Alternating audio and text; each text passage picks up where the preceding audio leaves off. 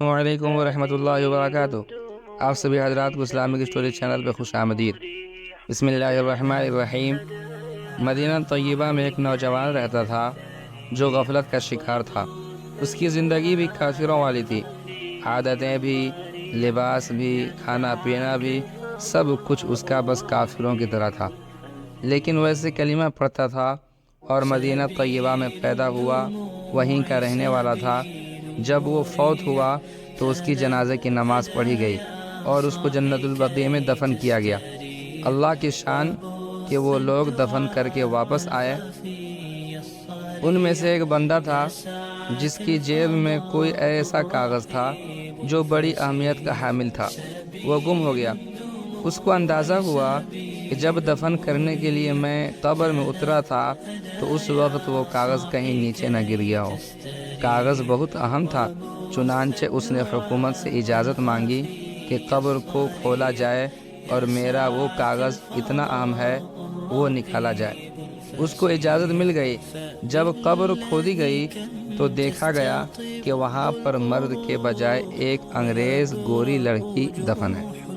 تو قبر کھولنے والے بھی بڑے حیران۔ اب یہ بات کافی لوگوں میں پھیل گئی، اس کی تصویریں بھی لی گئیں، اخباروں میں چھپائی گئیں۔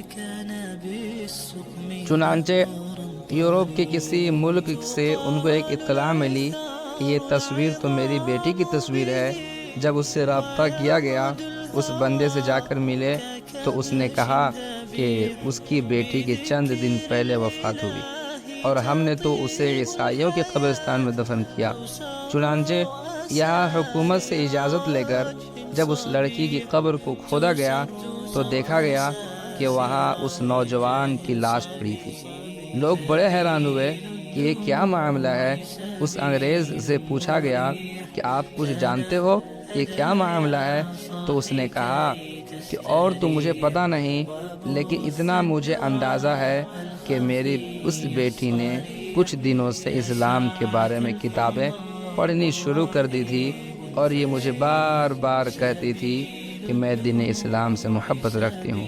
یہ بار بار کہتی تھی اور ہو سکتا ہے کہ اس نے کلمہ پڑھ بھی لیا ہو۔ تب جا کے لوگوں کو یہ بات سمجھ میں آئی کہ جو نوجوان مدینہ میں پیدا ہوا اور فقط ظاہر کا مسلمان تھا، اندر سے غیر مسلموں کے طور طریقے کو پسند کرتا تھا، اس کو اگر جنت البقیع میں دفن کیا گیا تو اللہ نے اس لاش کو عیسائیوں کی قبرستان میں پہنچا دیا، اور عیسائی لڑکی اگرچہ عیسائیوں کی قبرستان میں دفن کی گئی، دین اسلام کی محبت رکھنے کی وجہ سے اللہ نے اس کی لاش کو جنت البقیع میں پہنچا دیا۔